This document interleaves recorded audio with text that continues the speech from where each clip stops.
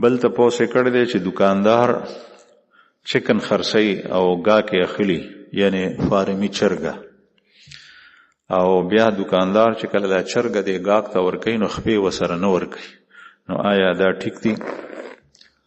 نو که چېرې دکاندار د ګاک نه تپوس کړی او بیا داسې کوي نو بیا جایز دی، او که تپوس یې نه کړی بیا هم بعضې علما وایي چې ټیک نه دی، لیکن دغه وخت کې جایز دی.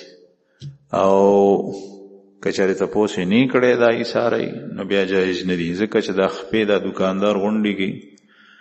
او بیا په دې کراچۍ کې یو مارکیټ دی، هغې ته امپریس مارکیټ وایي، په هغې کې د چرګو خپې بیلې خرڅېږي، سرونه بیل خرڅېږي. دلته خو زه فارمي چرګه خورم نه، ما ته پته نشته، نه یې راوړم چې دلته څه حساب دی. هلته خپې بیلې وي، سرونه بیل دي، عینې بیلې دي، او هر یو شی بیل بیل دی. بیا ته ورته وایې چې ما ته دا راکړه، نو هغه راته درکوي. نو دا خپې هغه وي چې کوم هغه ژوندۍ خرڅه په چرګه په ګاک باندې خرڅه کړې وه، بیا د هغې سره خپې ځان ته ایسارې کې د کچرې په ډرم کې وغورځولې، او بیا چې کله ګاک لاړو نو هغه وزر یې راوویستې، هغه یې بیلې کې صفای کې، او سرونه یې بیل کړل، او هغه خپې بیل کې خرڅوي، نو دا ټیک نه ده.